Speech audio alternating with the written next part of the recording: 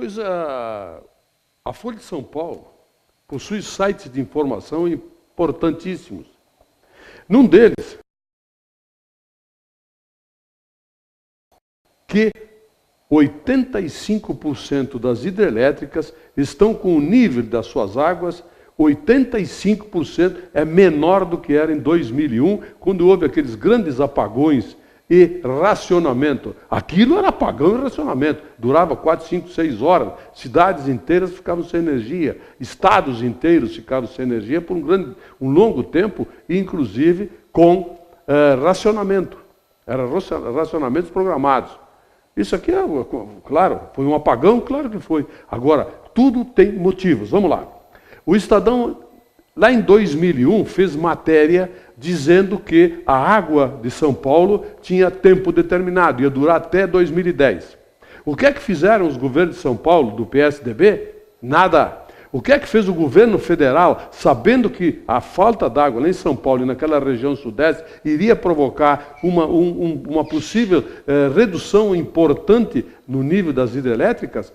Também não fez nada. Então houve falha do governo federal, do governo estadual. O que está acontecendo agora o que aconteceu agora, que pode não se repetir, vai se repetir, pode não se repetir, é porque houve investimentos em termoelétricas. Há usinas hidrelétricas em construção que estão atrasadas. Belo Monte, por sinal, teve N problemas, era índio, meio ambiente, escambau. Ou seja, nós vamos ter que economizar energia elétrica e vão pagar ela o preço justo, o preço que ela custa. Subsídio do governo? Olha, até vale a pena um subsídio quando ele é para todo mundo. Pois é, nesse caso da eletricidade, da energia, seria para todo mundo. O problema é quando o subsídio é para grupos, para empresas de comunicação, quando é para grandes empresários, como aqui o Fundopem, aquela coisa toda, que algumas empresas realmente fizeram jus ao Fundopem, outros 500 milhões... 12 empregos, quer dizer, um monte de subsídios que o governo dá, ele dá para quem não precisa. Para grandes empresários, por exemplo, ou para a grande mídia, para bancos, etc. Tal. Nós vamos pagar essa conta. Com certeza vamos pagar essa conta. Impostos. Olha, quando eu comecei a trabalhar, eu tinha 7 anos quando comecei a trabalhar fora de casa. E depois, com a minha primeira carteira assinada, que eu já trabalhava muito, desde os 12 anos, eu trabalhava também fora de casa, fui sapateiro, tá?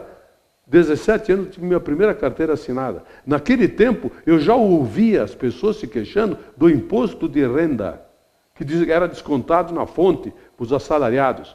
Pois passaram todos esses anos, décadas, e continua a mesma choradeira, o imposto de renda.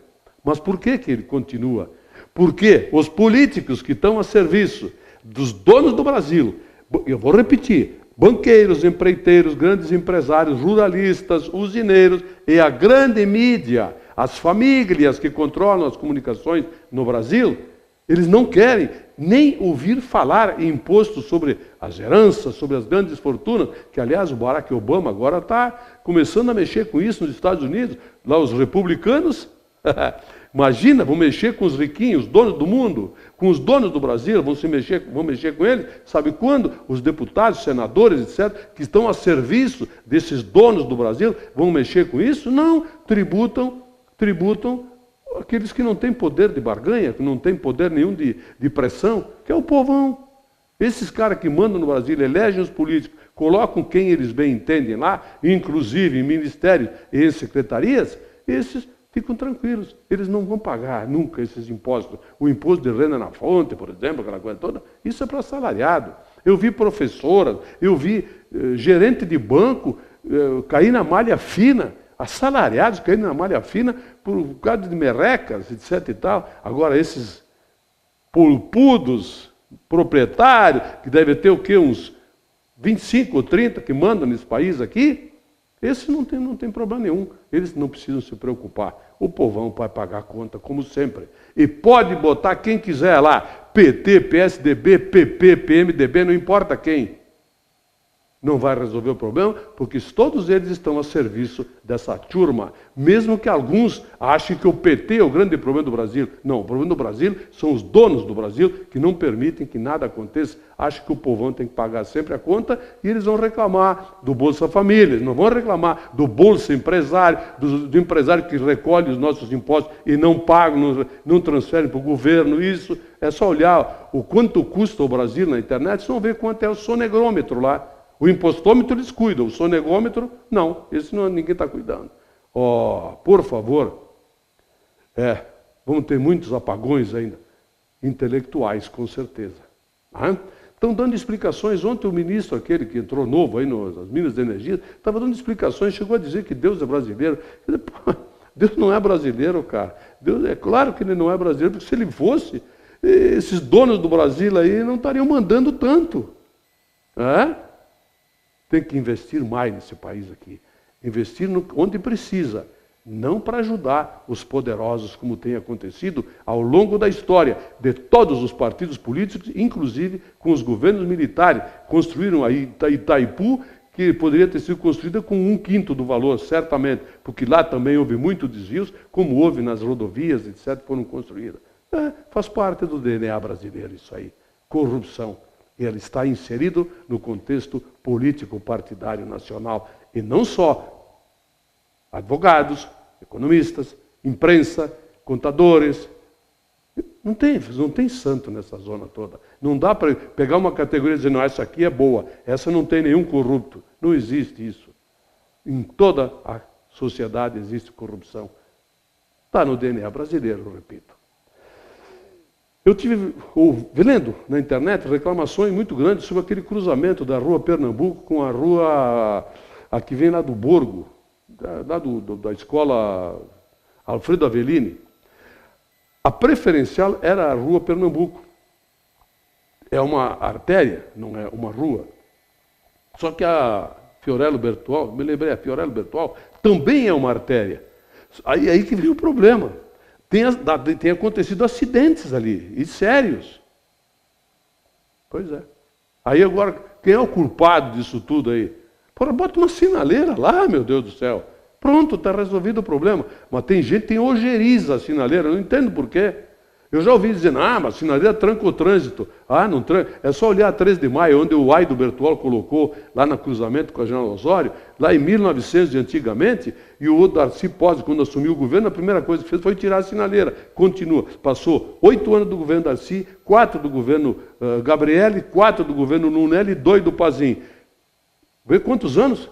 Imagine o quanto multiplicou a frota de carros, de veículos em Bento, e continua sem sinaleira. O que acontece lá em determinados momentos? Entope o trânsito até Salgado Filho, até Olavo Bilac, a 3 de maio até a Rua Florianópolis, entope tudo.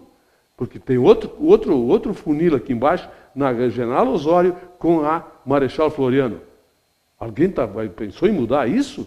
O que está sendo feito? Alguém está estudando? Por que não se bota agentes de trânsito controlar esses funis, esses gargalos no trânsito, nesses horários mais importantes? Ontem à tarde, por exemplo, eram 15 horas e 30 minutos, meio da tarde, estava entupida a General Osório, por causa da tranqueira, porque tem os caras de paisagem. Fico olhando, o cara de paisagem, trancando o cruzamento ali, em vez de deixar que os que estão na Marechal da General Osório possam subir, a quem vai subir pela Marechal Floriano, não, eles trancam o cruzamento. E tem ônibus também que faz isso. Muitos motoristas de ônibus param. Agora que tem ônibus, parece que eles são sádicos, eles têm um prazer mórbido, cara de paisagem, eles adoram isso. Vamos dar uma olhada nisso, cara. É aquilo que alguém disse na internet, vamos tirar a bunda da cadeira e vamos começar a olhar de perto esses problemas. É isso que nós estamos precisando, que tirem a bunda da cadeira e comecem a ver os problemas de Bento, para buscar as soluções, as mudanças. Quem sabe perguntando para as pessoas, taxistas que rodam bastante, as pessoas que moram em determinados locais, conversem com elas. Não tem dinheiro para contratar equipe especializada para fazer uma avaliação? Então vamos usar o que nós temos, que tem muita cabeça pensante e inteligente nessa terra para ajudar a resolver esses gargalos. Só precisa vontade política para isso. O diretor do Internacional teve um infarto sexta-feira. Olha, o Internacional teve muita sorte, ele também, de estarem em Bento Gonçalves. Nós temos um hospital de alta resolutividade aqui, chamado Hospital Tacchini. Se não tivesse lá um médico capacitado, como nós tivemos, um anestesista capacitado para fazer o cateterismo, colocar os stents necessários, ele teria morrido. O atendimento dele tinha que ser urgente. Se ele tivesse em Gramado, como o Grêmio estava, por exemplo, e eu fui buscar essa informação, Gramado e Canela não tem esse tipo de serviço. Até que chame, eu leve o cara de ambulância a um outro centro, Porto Alegre, por exemplo, certamente ele não estaria agora vice-presidente internacional. Ele seria um saudoso defunto. Teria morrido. Graças ao Internacional estar em Bento, é que ele teve esse atendimento. Parabéns à equipe médica do Tacchini, lá da cardiologia. Parabéns ao Tacchini por ter esse tipo de trabalho. Agora só resta as nossas forças políticas. É estranho falar em força política em Bento, porque a única coisa que nós não temos mesmo em Bento é força política. Porque entra governo, sai governo, e ninguém. O máximo que nós conseguimos é o subcontra-vice da mulher do cafezinho, em cargos políticos estaduais, desde que o Rubens Laude foi secretário dos transportes, lá no governo do Alceu Collari. Depois daquilo, Bento Gonçalves, never, nunca mais. Então a nossa força política mais ou menos isso aqui. Quem sabe nós usemos essa pequenina força política para credenciar o Tacchini na cardiologia também, e ele possa receber por esses atendimentos que faz emergenciais pelo SUS, e que a Prefeitura de Bento, a Secretaria da Saúde, é que está pagando isso, que deveria ser pago pelo governo federal e estadual. Lamentável, sob todos os aspectos. Vamos tirar a bunda da cadeira, senhores políticos de Bento Gonçalves. Vamos para o governo federal, vamos para o governo estadual. Vamos buscar isso. Quem sabe nós vamos mexer com o Farroupilha, que está recebendo uma polpuda verba para atender a traumatologia de alta complexidade, só que não está atendendo ninguém. É referência regional, recebe o dinheiro, mas não atende ninguém desde maio do ano passado. O que nós estamos fazendo, cara? Resumo, tirem a bunda da cadeira de uma vez por todas. Pelo amor de Deus, pelo amor por Bento Gonçalves que vocês dizem sentir. Está na hora. Eu vou voltar daqui a pouco com o Rogério Costa antes para nós falarmos sobre a audiência pública, sobre o aeródromo que aconteceu ontem lá na Câmara de Vereadores. Eu volto daqui a pouco.